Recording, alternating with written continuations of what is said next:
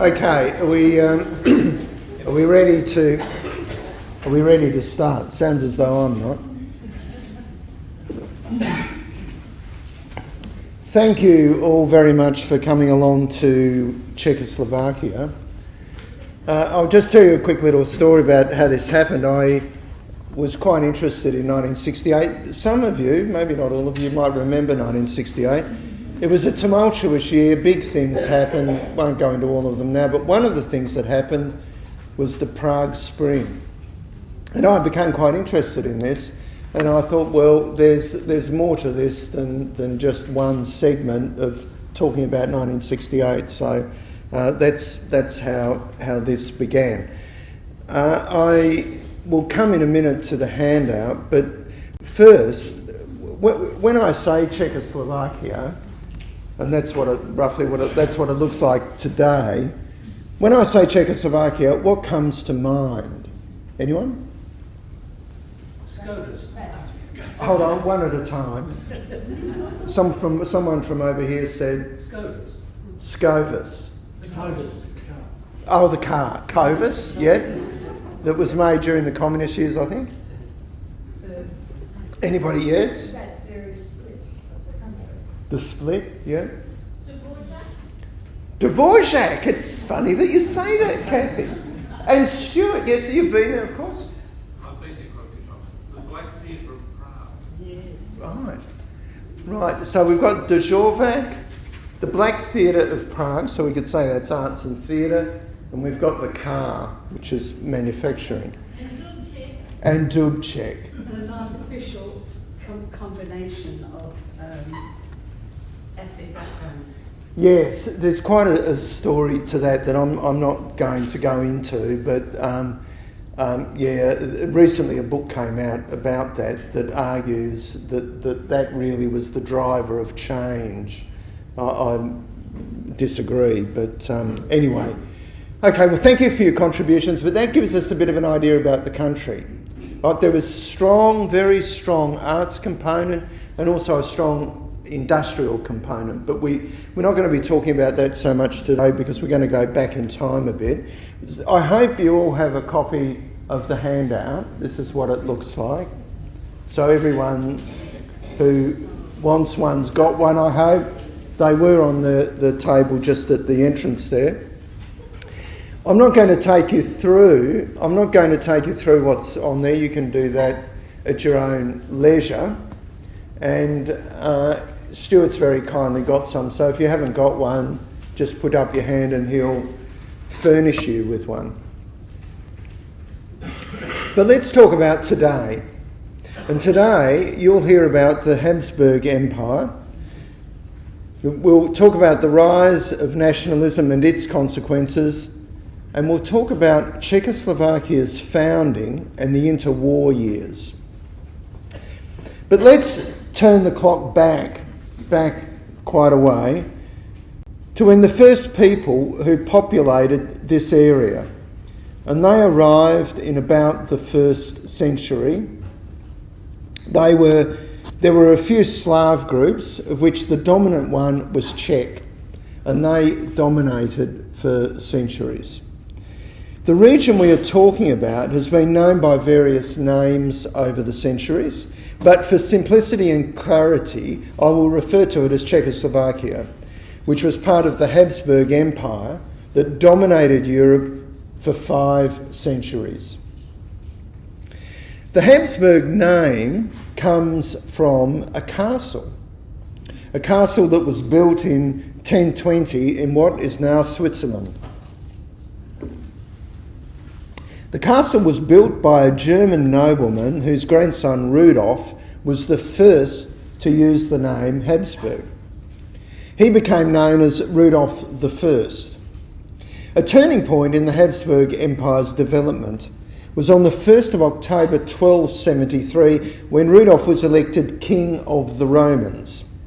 He effectively became the Holy Roman Emperor, which was the beginning of the Habsburgs' rise to imperial status.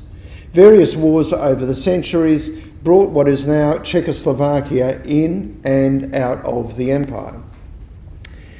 Prague was the capital for a time, and at other times it was a significant colonial capital when the empire's most important city was Vienna.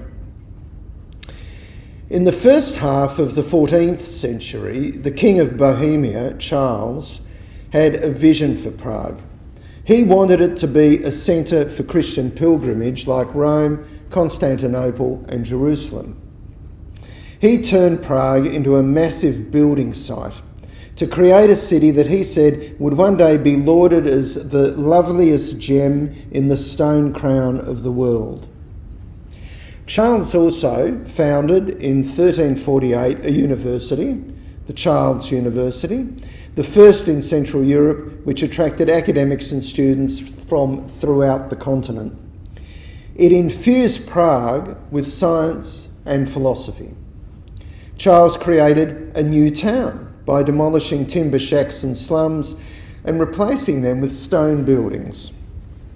He built landmarks such as Wenceslas Square, which we'll hear a lot about in the coming weeks, and the Charles Bridge, which we'll also hear about in week 3, where the Moody Blues played on the day before the Russians invaded. Life in medieval Prague was insecure, and it was believed misfortune was not only an unavoidable part of life, but a necessity that taught people to be humble and love justice. Without misfortune, one unknown writer wrote, people would not be afraid of any events, which is impudence. He would not know where he's going, and consequently would not know what is good and bad, which is stupidity. He would not know poverty because he would live in pleasure, which is gluttony. He would not act to benefit anyone, which is negligence. He would not even recognise God, which is bestiality. That was news to me. In a nutshell, you cannot know light without knowing shade. I think that's what he's trying to say. And Czechoslovakia had plenty of both. Rudolf the first consolidated his power and expanded the Habsburg territories. The most significant acquisition was the duchies of Austria and Styria that became the core of Habsburg power. The family's influence grew as it centralised its control over these territories. The Habsburgs were more than military conquerors. Other dynasties waged war and sometimes lost land. The Habsburgs, though, lived by a motto coined by Maximilian I, who was born in 1459. And he said, "Let others wage war, you happy Austria marry." And that's what Maximilian did. He married Mary of Burgundy in 1477, who ruled the Burgundian state, which is now eastern France. Their son Philip married Joanna, who became Queen of Castile in 1496, which gave the Habsburgs a foothold in Spain. Philip's son Charles had the thrones of Castile and Aragon. So in other words, they used marriage as a political, as weapons, probably too strong a word, but marriage was an important part of the empire's expansion. So the Habsburg Empire included Spain, the Netherlands, Austria, and parts of Italy and Germany. It also had states in the Americas and Asia. The homelands of the Czechs and the Slovaks, roughly this area, became part of the Habsburg Empire in 1526. The Habsburg monarch, King Ferdinand, was determined to centralise his rule, that is, to impose uniformity on the people. But instead of a stable, centralised government, there was 200 years of conflict. The Czechs were deprived of much of their native aristocracy and their religion and widespread use of their language. So they lost a lot to this notion of uniformity. The Bohemian estates resisted King Ferdinand's push to eliminate their influence, but they were not a unified front. They were divided by religion. King Ferdinand manipulated his way to set up hereditary succession to the Bohemian crown for the Habsburgs. The Bohemians were weakened by their inability to agree on how to elect or even confirm a monarch. I might say this is a constant problem, isn't it, about human society, about how we arrange ourselves, about how we are governed, about who's got power, who hasn't, who gives power, who doesn't, what checks there are on power, if any. It's a continuing conundrum. This conflict was further complicated by the Reformation and subsequent religious wars throughout Europe. Reigning supreme, the empire did, but the seeds of its destruction were being sown. There were three factors. Two were historical accidents, but the third was of the Habsburg dynasty's own doing in an effort to preserve itself. The first was a momentous event that ultimately created an earthquake in the world of religion. It began the Protestant Reformation. On the 31st of October 1517, a German teacher and monk, Martin Luther, published the Disputation on the Power of Indulgences, also known as the 95 Theses. In a nutshell, Luther claimed the Pope did not have the power to absolve a person from sin if they gave money to the church. Now, this was revolutionary and caused disruption and turmoil in Germany that spread throughout Europe. So in other words, you could buy your way into heaven. You know, the Pope could absolve you of all your sins, but a little donation would be much appreciated. Well, perhaps a big donation.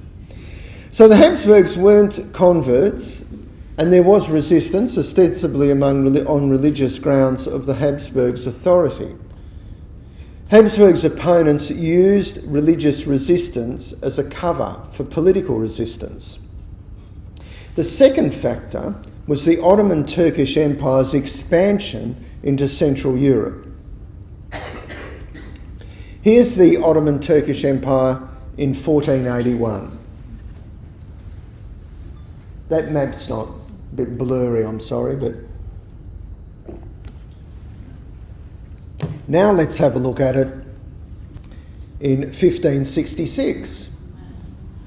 So at the same time, the Turks pushed into the Western Mediterranean, which threatened Habsburg Spain. A significant Habsburg victory over the Turks in 1571 did not put an end to the discontent with Habsburg rule, which was exploited by opponents in Hungary and France. The third factor that undermined the Habsburg Empire was not obvious in the 16th century. The Habsburgs tried to preclude rival dynasties from using marriages to keep what they gained. So they didn't want people marrying into their family. So they began to marry more and more within the family. It resulted in inbreeding that ended the male line of Charles V. This resulted in dividing rulership of various regions, which weakened the empire's central authority. From the late 1620s, the Habsburg dynasty's claim to European domination ended. Louis XIV of France, from 1667, conquered territories held by the Spanish Habsburgs, as well as key parts of Flanders, the Netherlands and Luxembourg. The French showed the Habsburgs, who were battling the Turks and from attack from Hungary, could not effectively defend the German frontier west of the Rhine. Now, the Battle of Waterloo of 1815 was a watershed moment in European history. It ended the influence of Napoleon Bonaparte, the French leader who had dominated Europe for the first decade of the 19th century.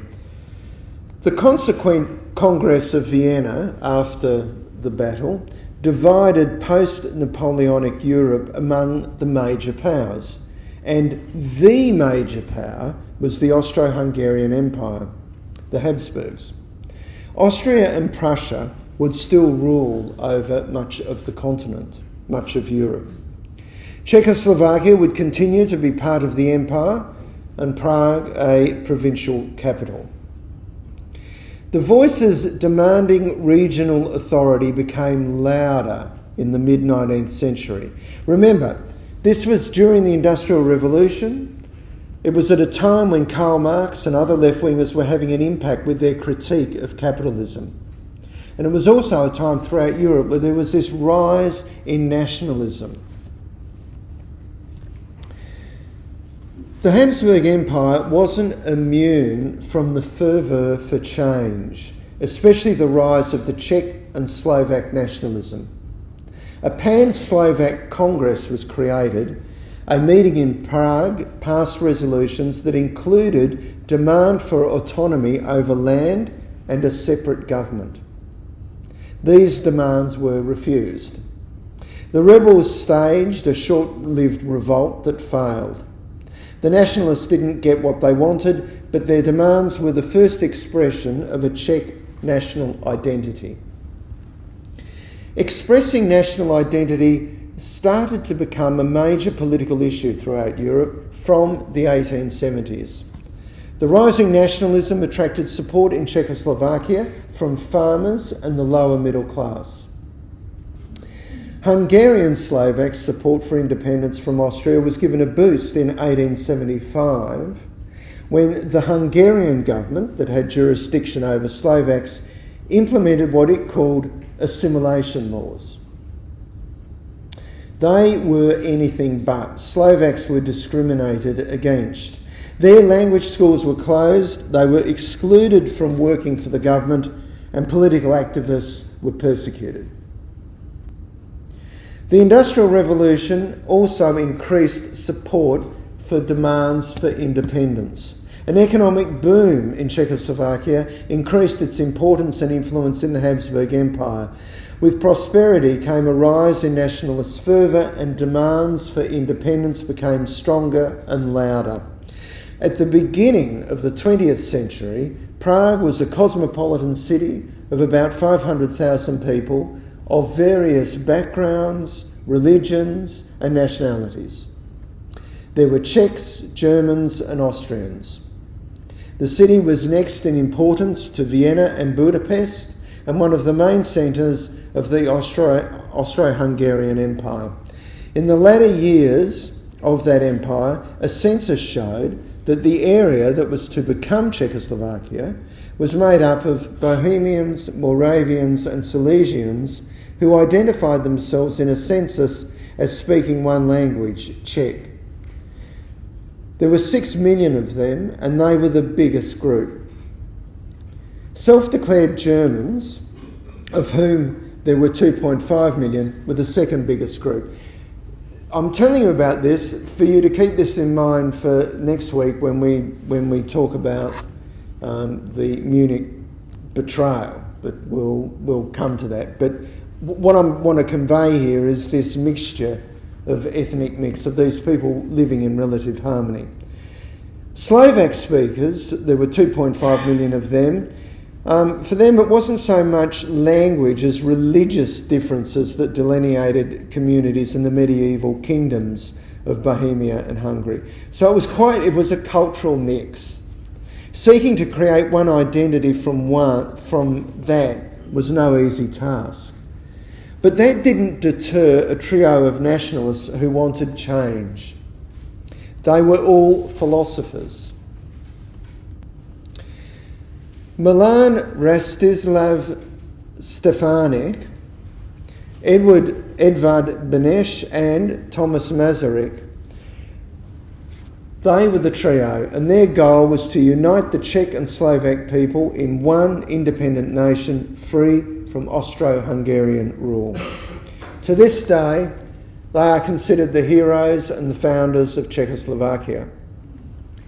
So let's familiarise ourselves with them because they, as I say, they were the founders of the country and were instrumental in its development. Milan Stefanik was born on the 21st of July 1880. He was one of 13 siblings, 2 of whom died at a young age. His family was Slovaks. His father was a Lutheran pastor and a dedicated nationalist. After graduating in philosophy and astronomy, he got a job as an astronomer at the Paris-Meudon Observatory. Now, the Paris-Meudon Observatory was one of the most prestigious places for astronomy and astrophysics. It was a world leader, highly respected. In 1907, he became co-director. From 1908, he worked as an academic diplomat astronomer and was sent to numerous countries throughout the world, including Australia. He enlisted in the French army when the Great War began. He trained as an aviator, which says a lot about his high tolerance of risk. In 1914, planes had only been around for 11 years. Stefanik didn't want to fight on the Austro-Hungarian side because he was convinced that its defeat would lead to the formation of a nation for Czechs and Slovaks. Stefanik played a key diplomatic role in the work of the Czechoslovak National Council that he set up with Masaryk and Beneš. Stefanik became the Minister for War in the new Czech government, but his tenure was cut tragically short. He was killed in a mysterious plane crash on the 4th of May 1919. Conspiracy theories abound that the Czechs were responsible for his death because Stefanik was Slovak. There's been no proof of the crash's cause. Stefanik was 38 when he died. He was bestowed with numerous honours throughout his life that include a monument in Western Slovakia. Bratislava's airport is named after him, and a minor planet discovered in 1982 was named after him. In 2019, the centenary of his death, a Slovak television poll found he was the greatest Slovak in history. Historians consider him one of the founders of Czechoslovakia. Edward Beneš was born on the 28th of May 1884 into a peasant family. He was the youngest of 10 children. He studied philosophy at the Charles Ferdinand University in Prague and after graduating went to the Sorbonne in Paris. There he met Anna. They became engaged in 1906, but not long after, Anna changed her name to Hannah. Beneš called her Hannah because he had just ended a relationship with another Anna. Beneš changed the spelling of his name at the same time from Eduard to Edvard, so he went from Edward to Edvard. During the First World War, Thomas Masaryk organised a pro-independence and anti-Austrian secret resistance movement. Beneš went into exile in Paris in September 1915, from where he lobbied the governments of France and the United Kingdom for Czechoslovak independence. He helped Masaryk set up that resistance movement. Beneš was a committed Czechoslovakist and did not consider Czechs and Slovaks to be separate entities. Thomas Masaryk was born on the 7th of March 1850. He is considered the founder of Czechoslovakia and was its first president from 1918 to 1935.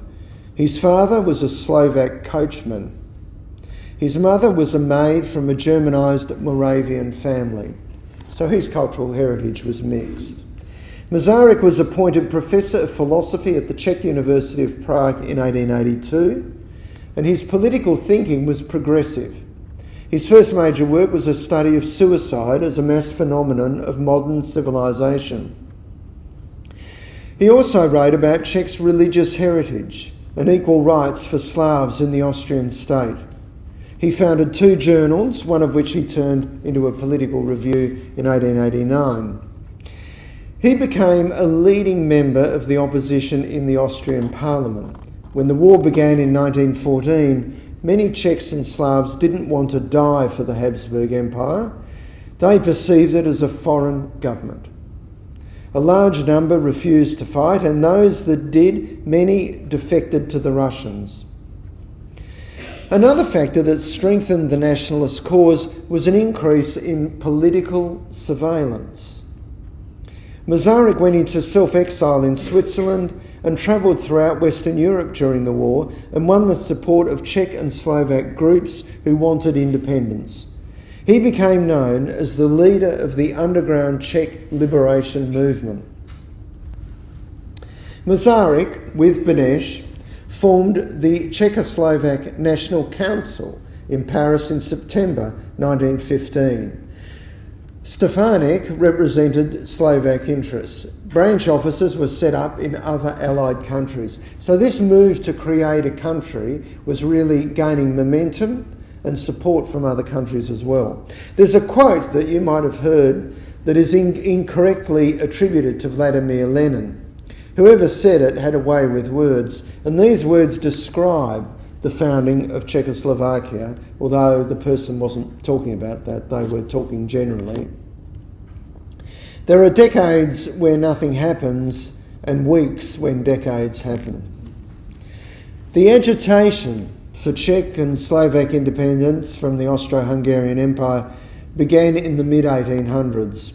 About 70 years later, in 1918, Czechoslovakia was created in less than 6 months. This, to use a new buzzword, is how it unfolded. Or should I say, I'll unpack it for you. In January 1918, in a speech to the US Congress, President Wilson talked about his 14-point plan for a post-war world.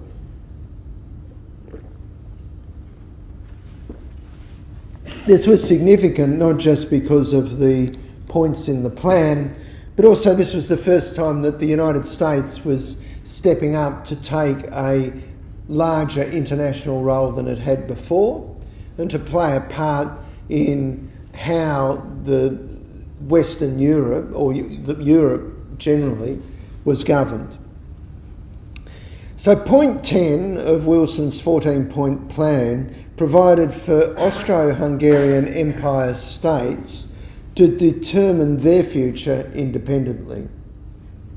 On the 31st of May 1918, the Pittsburgh Agreement was signed. And here's a commemorative plaque that marks where the agreement was signed. About 1 million Slovaks and Czechs emigrated to the United States and other countries between 1860 and 1918. Czech and Slovak nationalist groups formed in the United States to promote independence. The Czech National Council, chaired by Masaryk and representatives of Czech and Slovak groups, signed the declaration that the signatories' intention was to create an independent, democratic state in Europe. Not long after that, the French government recognised the council and granted a special diplomatic charter. The British government, in August 1918, announced it recognised the Czechoslovak National Council as the trustee of the future Czechoslovak government. The United States went a step further, of course it did, in September and recognised the Council as Czechoslovakia's de facto government. The Council had gained recognition from the world's most powerful nations. On the 14th of October 1918, the Council, the flag of which is here, declared it was the Czechoslovak Provisional Government. France promptly recognised the new government. Masaryk was designated president, Beneš was to be acting Minister for Foreign Affairs, and Stefanik acting Minister of War. The Czech leaders in Prague accepted these arrangements and declared their independence on the 28th of October. 2 days later, Slovak leaders approved their inclusion in the new Czechoslovak state.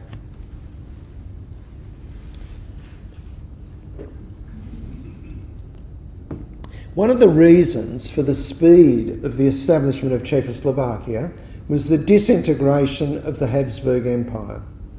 Its death knell began with the death of its head of state, Franz Joseph, in 1916. The loss of the Great War 2 years later sealed the empire's fate. This, of course, favoured the Czech nationalists and made it a lot easier to create a new nation state.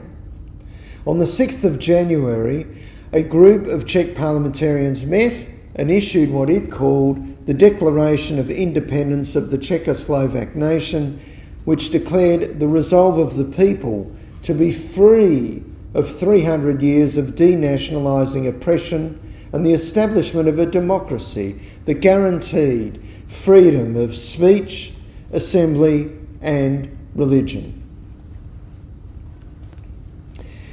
The separation of church and state, universal suffrage and rights for women. Women, the document noted, were to be placed on footing with men, politically, socially and culturally. The declaration ended on an idealistic and optimistic note.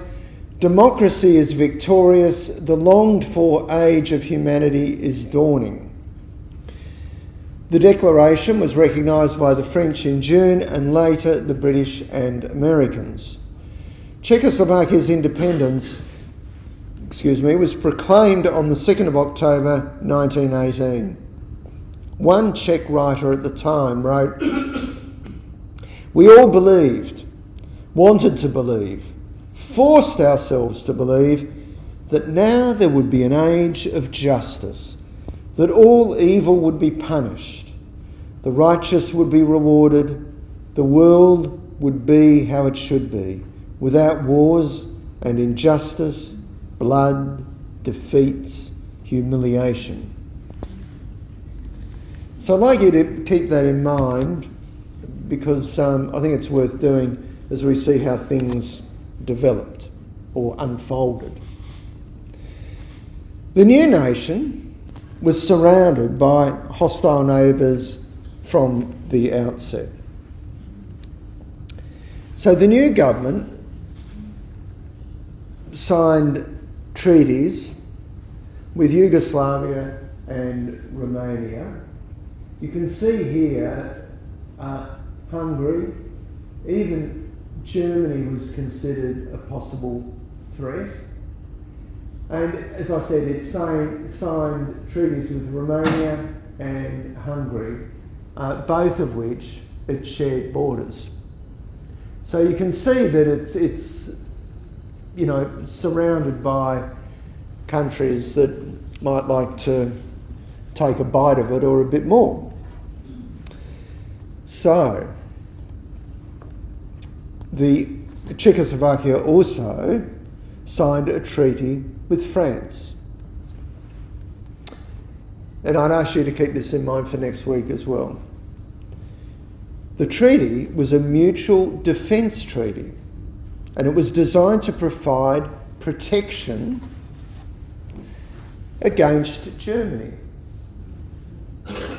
So already in 1919, the new Czechoslovakia sees Germany as a threat. So in 1935, Czechoslovakia signed an agreement with the Soviet Union that provided that the Soviet Union would come to Czechoslovakia's aid if the French did.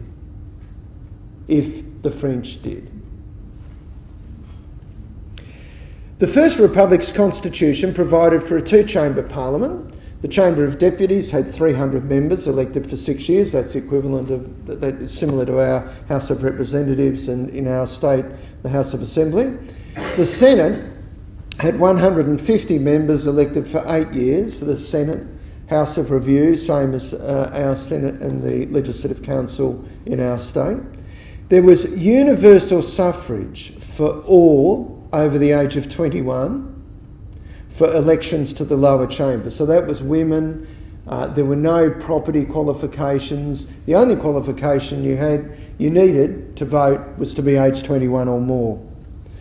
But you had to be 26 to vote in the Senate election, and the maximum age to be a Senate candidate was 45. The voting system was proportional representation, like we have. and that resulted in no party until the communists in 1946. No party won more than 25% of the vote. So there were coalition governments. Only 2.6% of the vote was needed to win a seat in the lower house of parliament.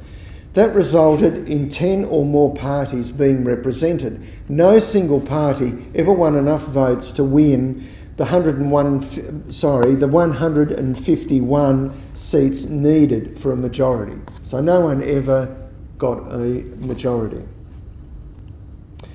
Masaryk was 68 when he became the country's first president. And like all good presidents, he was a symbol of national unity and pride. He was re-elected 3 times in 1920, 1927 and 1934. The Constitution, though, limited the president's terms to 2 consecutive terms, the same as the United States. But an exception was made for Masaryk. During his time in office, he led a campaign against racial prejudice, particularly anti-Semitism. He founded the Masaryk Academy of Labour for the scientific study of management. He visited France, Belgium, England, Egypt and Palestine. In 1924, with US President Herbert Hoover, Masaryk sponsored the first Prague International Management Congress that was organised with Masaryk's Academy of Labour.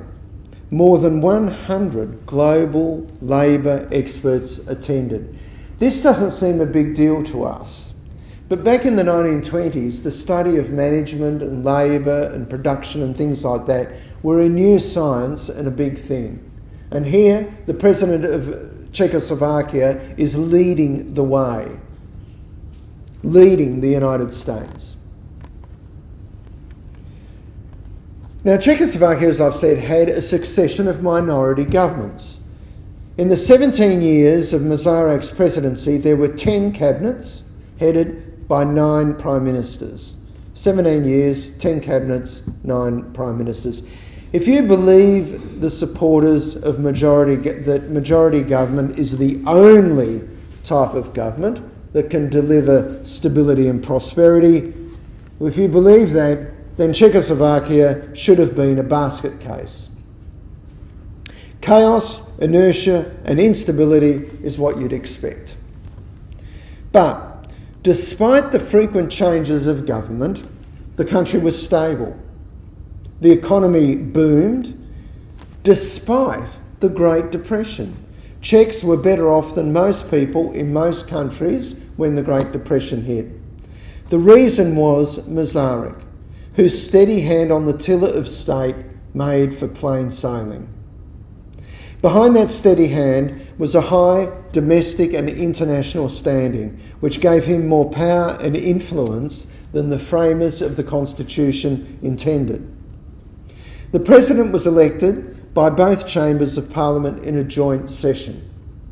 The role was mostly ceremonial, but one of the President's roles was to appoint the Prime Minister and Cabinet Ministers. The constitutional framers wanted power to be exercised by the Prime Minister and Cabinet, but 2 factors weakened their intention. First, the personal prestige of the first 2 presidents, Masaryk and Beneš, gave them authority that extended beyond the written role. Second, governments were not stable. Masaryk was the first president. The Prime Minister was Karel Kramar. The new government was cohesive, but the governed were not. The first few years were characterised by food shortages, ethnic violence and industrial protest.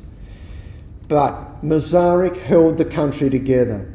The new Czech Republic had 13 million citizens, of whom half were Czech, about a quarter were German, about a sixth were Slovak, as well as smaller proportions of Ruthenians and Hungarians. Masaryk said, "You don't necessarily have to love one another in order to live in peace." Czechoslovakia thrived in the interwar years and became one of Europe's most prosperous countries. In the 1920s, the economy grew on average by 6% per year.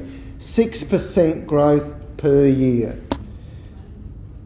Industrial potential was because there was a skilled workforce that helped drive innovation and productivity. Czechoslovakia's trade policies were for free trade, and there were low tariffs, which stimulated exports and attracted foreign investment. There was political stability. Although there were tensions between Czechs and Slovaks, the government was stable, which encouraged a favourable business environment. An excellent education system was an important contributor to Czechoslovakia's prosperity. Progressive teaching methods, influenced by educational theorists, some of whom I'm sure you may have heard, John Dewey and Maria Montessori. There are schools in Australia today based on Maria Montessori's theories. The methods they advocated were based on hands-on learning and student-centred instruction, things we take for granted. There was teacher training. The government invested heavily in teacher training, and they established training colleges and provided scholarships for teachers to study abroad. Education was compulsory for all children between 6 and 14. The level of literacy and basic education was high. Technical and vocational education was strongly supported, which helped prepare students for work in the industrial sector. President Masaryk retired in December 1934 at the age of 85. He died 2 years later. More than 500,000 people watched his funeral procession. Masaryk is revered by Czechs and Slovaks as the founder of their country. There are numerous statues and memorials in his honour, and commemorations are held on the day of his birth and the day of his death. His greatness is recognised internationally. There are streets named after him in Zagreb, Belgrade and other cities. He was a friend of the Jewish people, and in Israel one of the main squares in Tel Aviv is named for him. There are also numerous streets in Tel Aviv and a forest named after him. Masaryk was succeeded by his friend, mentee and another of Czechoslovakia's founders, Edvard Beneš. He was the nation's first and longest-serving foreign minister. His time in that role coincided with Masaryk's presidency. From 1921 to 1922, he was also the Prime Minister. He was one of the first European leaders to voice his concern about Adolf Hitler's ascension to power. And this is even before Hitler had made a move on any territory. The two-decade First Republic were halcyon days for Czechoslovakia that came to a tragic end in 1938. And the reason was this man, with help from the British Prime Minister Neville Chamberlain and the French Prime Minister Édouard Daladier. Now, before we say goodbye, before we have questions, comments, queries and criticisms, and then we'll say goodbye, a little diversion that I hope you might enjoy. Now, for this little diversion, I'd like to thank our brilliant, excellent and wonderful kaleidoscope coordinator, Kathy. Because Kathy played this to me some weeks ago, and I've played it many times since. Many of the world's greatest composers are from Czechoslovakia. And remember, at the beginning we were talking about the theatre and the importance of culture and the arts to Czechoslovakia. So one of them, and I think the pronunciation is Smetana.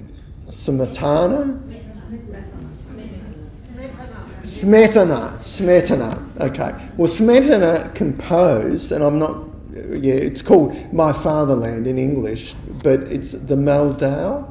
You know it. Moldau. Moldau, right. Well, as you probably know, it's the name of it's the German name, rather, of a river that's mouth is in the mountains of the Bohemian Forest. It flows through the Czech countryside to the city of Prague. The Moldau evokes the river's flow. See what you think. And it does take a little while to get going.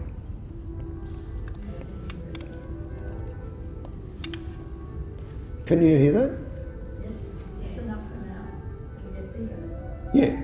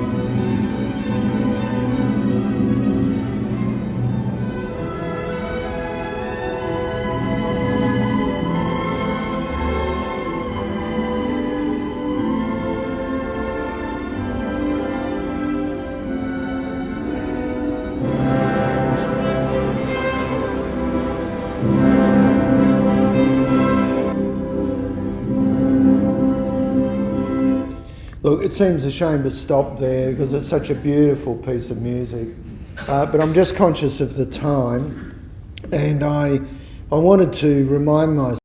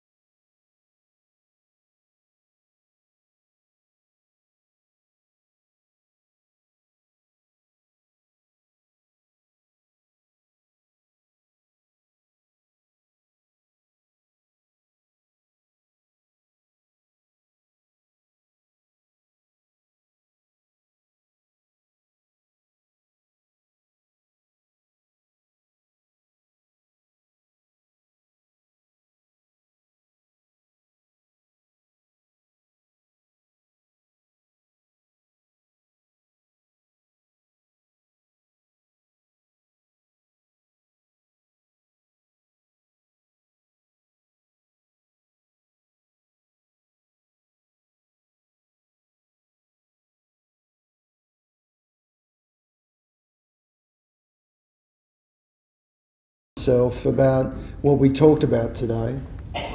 We talked about the Habsburg Empire. We talked about the rise of nationalism and its consequences. And we talked about Czechoslovakia's founding and the interwar years. Now, does anyone have any questions, any comments, queries, or criticisms? Yes, Stuart, would you like the microphone? No, I don't think I need. Oh, you might. Everyone can always hear me. Are you able to show us that picture of Maximilian? Neil, is that easy to Yeah. find? I wouldn't do it for everyone. Is that? Because this is a comment, of course, it's not a question. Right, just a second, and I'll just